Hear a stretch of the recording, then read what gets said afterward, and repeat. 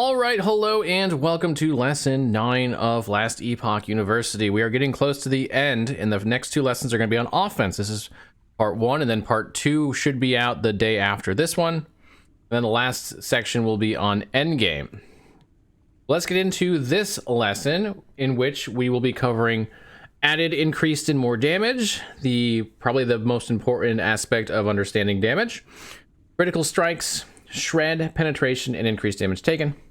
And then in tomorrow's lesson, we'll cover hit versus dot ailments, cast / attack speed, and damage conversions. Okay, let's start with the most important one, added, increased, and more. Because this is so important, I will spend quite a bit of time here. Definitely make sure you understand these concepts. These are the key to unlocking the most damage out of your builds.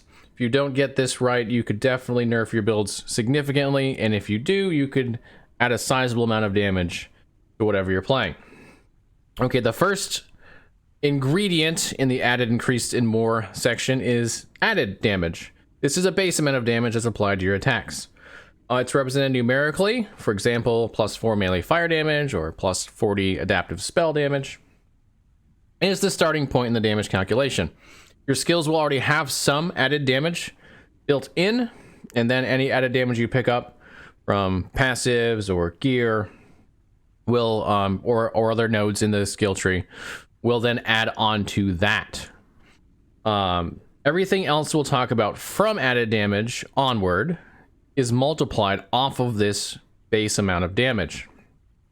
So the first one that multiplies off is increased damage, and it is the second part of the equation.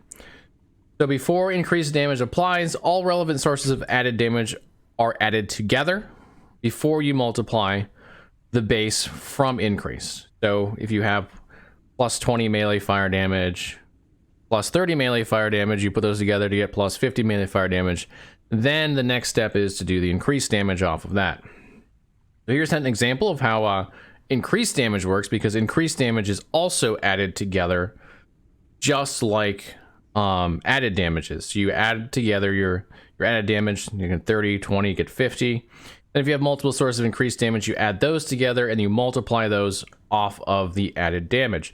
So if you have 100% increased fire damage, 100% increased bow damage, and you have a skill that's fire-based, a bow attack, then you add those together to get 200% increased damage, which is then multiplied, or then multiplies the added damage.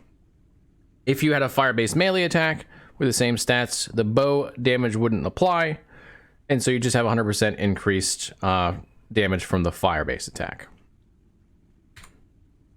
Okay, how does more damage work? The more damage is similar to increased, except you don't add them together like you do in increased. These multiply off of each other and multiply off of increased. So that makes them very powerful, because multiplying is better than adding as far as getting larger numbers. Go figure.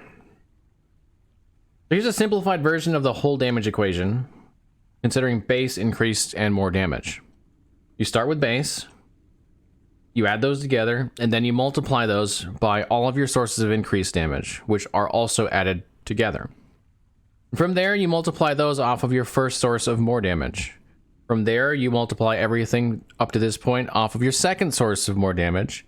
And then from there, you multiply all of that off of your third source of more damage, etc., until you run out of sources of more damage. Okay, so let me quickly show you what more damage looks like in skills compared to increased damage. So here's an example of increased damage. You have increased melee damage here on this particular X. So that would add together with any other source of increased damage that were applicable to your skill. More damage tends to be out of skill trees, though. So, for example, Rip and Tear here on the Werebear skill, or Werebear tree. Maul and Rampage deal more damage. This is a multiplier. This is one of the, in fact, it says multiplicative with other modifiers.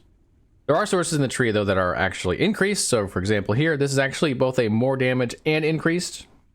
The Rampage deals more damage, multiplicative with other modifiers. So if you're using Rampage, you add that multiplier to the equation. You also have global increased damage while rampaging. That's an additive source that adds to any other increased damage you have while you're rampaging. So rampage would be multiplied by rampage damage, but also have the increased damage that goes into the increased bucket on the equation. Okay, let's look at some examples of how these work directly. We'll start with one without more damage, which is the more basic equation. So we have 50 melee fire damage, 150% increased fire damage, and 150% increased melee damage. And we're using a melee fire attack. So we have 50, the base damage, times the 150%, plus the additional 150% because, remember, increased damage adds together. We end up with 200 damage. The reason we have 200 damage is because we're multiplying 50 by 300% increased, which is 3. That gives you 150 damage, but you have to factor back in the base damage you started with. So 150 plus 50 equals 200. So the actual formula at the bottom here would be 50 times 1 plus 1.5 plus 1.5, where the 1.5s equate to the 150% increased damage, and the 1 is factoring in the 50 base damage to start with. That's how you'd actually do the equation if you were trying to do it by hand or by calculator. All right, let's do example 2, where we have less increased damage, but we have more damage sources. We're still gonna have the 50 melee fire damage. We're gonna have 100% increased fire damage this time instead of 150, 100% increased melee instead of 150, but also 25% more fire and 30% more melee. Same attack, so it multiplies off of fire and melee. We have 50 now times 100 plus 100, so that's 200 instead of the 300. That's going to get you an additional 100. You're up to 150. So less than the 200, but now you multiply that by 25, and then you multiply that by 30, you get a total of 244 damage. So that's the power of multipliers. Even though you had less increased damage by a significant amount, it's actually 33% less increased damage. Because you have multipliers, you end up with significantly more damage than you would have had otherwise. Here's example 3, where we're going to split the base damage. And I'm doing this for a different reason, because I want to show what happens if you're not careful about the sources of your damage, the sources of your increase, and the sources of your more, where you can actually nerf your damage significantly. So in this particular scenario, we have 25 melee fire, but also 25 melee fizz, the 100% increased fire, 100% increased melee, 25% more fire, and 30% more melee. So the only thing that's changed here in this entire equation, instead of having 50 melee fire, we have 25 melee fire and 25 melee fizz. Now we're gonna have to calculate the bases independently and then add them together at the end. So we have 25 melee fire. That's going to multiply off of the increased fire, 100%, and also the increased melee, 100%, because it's melee fire. So it gets both of the increased, and it gets the 25% more fire, and also the 30% more melee. That equates to a total of 122 damage. Now we do the physical separately. We have 25 fizz. In this case, we only get the 100% increased melee because we don't have increased fire for fizz. And we only get a 30% more melee because we don't get the 25% more fire. And we get 65 damage off of that. Add those together and we have to 187 total damage. So having the wrong base damage can be a significant factor in how much damage you do. You definitely want to make sure you're synergizing all of your damage sources to make sure that the increases, the more, and the base damage are working together as effectively as possible. Okay, let's talk about critical strengths. So when you crit, baseline, you deal double damage. The character sheet on this is misleading, so don't be fooled. When you look at it, you look at damage, and you look at crit multi, it says 200%, which normal people would say that's 3 times. That's triple damage. A multiplier of 200 would give you 3 times the amount. Given all the other equations, the way that they're factored in last Epoch, that would be a very reasonable assumption to make. Unfortunately, it would be incorrect. It is only double, so you pretty much want to take 100% of that and just like remove it from your mind whenever you're looking at that character sheet, because it's just going to mislead you otherwise. Crit is also effectively a more multiplier, since it's multiplying double the damage or more if you get crit multi, which we'll talk about in a second, off of all the other stuff you were doing. So we go back and we look at the super basic simplified version of the damage equation, if you add a crit in here, you just throw it in here as a multiplier. It'd be a times crit multi. Base times increase times more 1 times more 2 times more 3. However many more you have times crit multi, assuming you crit.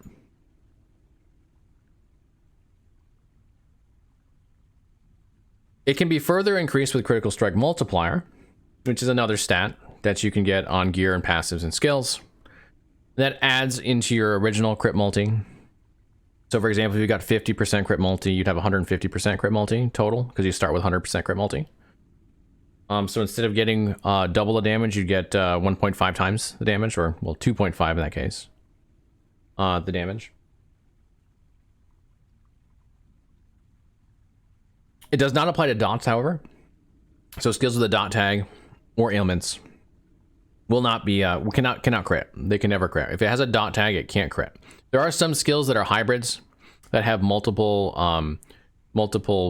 components to them, where one's a hit and one's a dot. It gains the damage over time tag. The hit component can still crit, so be aware of that. But otherwise, if it has a dot tag in it, it's not going to crit. Crit chance caps at 100%. And when you're at 100%, you are guaranteed to crit on every attack against enemies, with one major exception, which is when enemies have critical strike avoidance modifier, which you will see quite a lot of in the Monolith of Fate, the endgame system. Do note also that overcapping your crit does not help against crit avoidance. So if you have 110% crit chance and they have 10% crit avoidance, you're still going to miss 10% of the time. Crit overcapping just doesn't affect crit avoidance currently. Crit multi does not have a cap, however. You can push crit multi as high as you want, and it will continue to increase the damage you do with critical strikes. Okay, so how do you calculate crit chance? It's actually very simple. Well, the devs would kind of disagree with this, but it's pretty simple. All skills that can crit have 5% base damage as a baseline. You can add crit chance. It's similar to adding base damage. So, for example, if you add plus 5% melee crit, it gives you an additional 5% chance to crit. It's 5 plus 5 is 10%. Now, there's also increased crit, which is a multiplier. Let's go through an example here. We have plus 5 melee crit and 100% increased crit. So we take the 5% base that all skills have that can crit. We add the 5% added to get to 10%. Now we increase that by 100, which is double, and we're at 20%. That is the entirety of the crit strike chance equation. Now the devs have discussed changing the way this works in the future because they think it's too difficult to understand. So if you are watching this past 0.8.4, do make sure to check that the critical strike chance equation hasn't changed and potentially become more simplified. Okay, shred, pen, and increased damage taken. These are very interesting ways of increasing the damage that you put out, because they're affecting the enemy directly in how much they're taking damage instead of how much you're doing. Now, all three act as de facto more damage multipliers because of the fact that you're increasing the damage they take instead of increasing your own. And they kick in after all of your damage sources have been accounted for. So, for example, you do 100 damage, but the enemy takes 10% increased damage, so now you do 110% damage. Shred and penetration, specifically, both reduce resistances. This is how they increase the damage that the enemy takes. They are damage type specific. For example, you have poison shred, or cold shred, or physical shred. With one exception, which is armor shred. You can shred armor.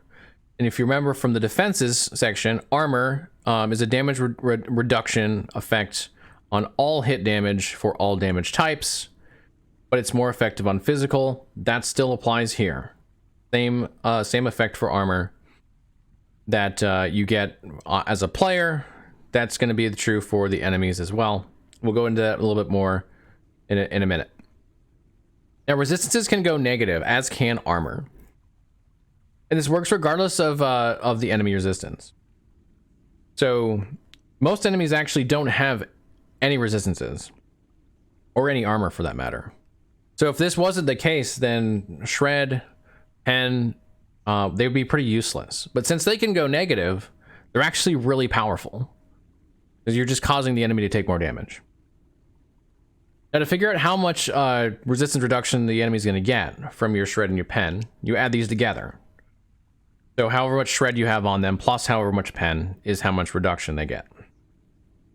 Also note there's no negative resistance cap. So there's a resistance cap for positive. You can't go above 75%. But you can take an enemy below minus 75%. So it's still effective even once you hit the 75% threshold, since there's no cap there to begin with. Okay, let's break these down into their individual components. We'll start with the resistance Shred. There's a chance to apply resistance Shred on hits. You can apply more than one stack at a time. So if you have over 100% resistance Shred, you could apply multiple stacks. If you have 200% resistance Shred, you'll always put 2 stacks on. If you have 300%, you'll always put 3 on, etc. This affects all damage of the damage type, which includes dots. So if you shred an enemy for their cold damage and you apply Frostbite, which is a damage over time ailment, it will actually increase the damage of Frostbite. Now each stack of Shred lasts 4 seconds, and it is capped at 20 stacks.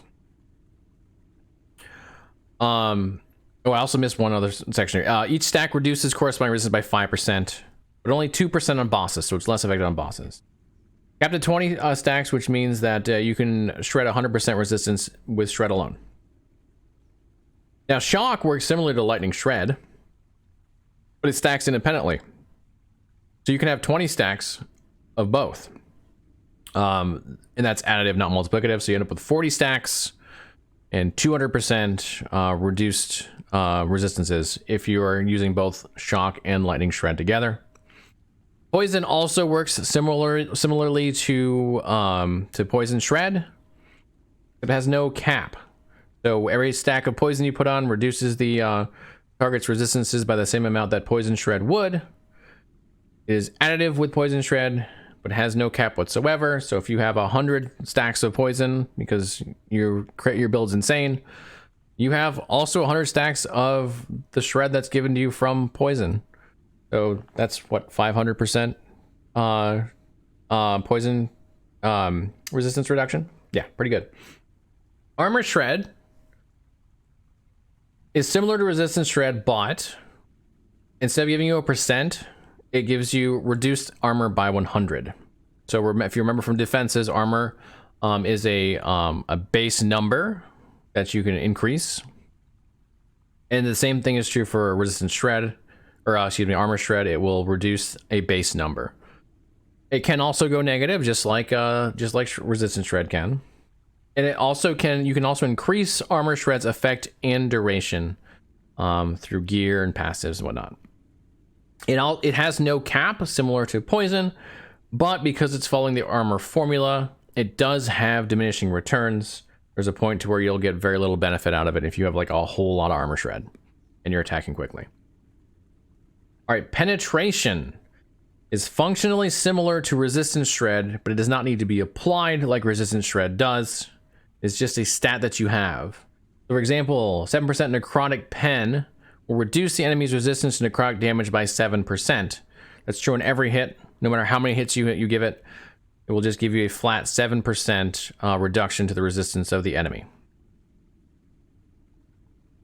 All right, now increased damage taken is similar to Shred and Pen, but it's a flat increase, and it can be also universal or it can be specific. So like there's a node in one of the rogue skills, I can't remember which one. I think it's Acid Flask, that increases the damage the enemy takes from poison, I believe, by 15%. It's a flat number. It does not directly interact with resistances. It's just a straight number. It doesn't matter what the resistances are. If you have 15% increased damage taken, it will always be 15% increased damage, no matter the resistance on the enemy. Not true for Shred and Pen. If they have high resistance, then you've got to cut through that to get them down to negative. So the equation will be different depending on on the actual amount of damage reduction or damage taken they get from it will largely depend on where they start. Increased damage taken doesn't care. It's like 15% off the top or whatever it is. It is also independent from Shred and Pen insofar as it's a multiplier because it doesn't add together with Shred and Pen. It effectively multiplies with them just like it does with every other source. Makes it very powerful. All right, that's everything for part 1 of offense. Be on the lookout for tomorrow, or if you're watching this later, it should already be out for lesson 2. Thank you so much for watching. And if you'd like to hang out with us on Twitch, where I do stream 6 days a week, would love to have you. We also have a Discord where we're talking about a lot Last Epoch, where there's a lot of community members who would love to help you if you need it. Thanks again for watching. I hope you enjoy Last Epoch as much as I do, and I will see you all again real soon.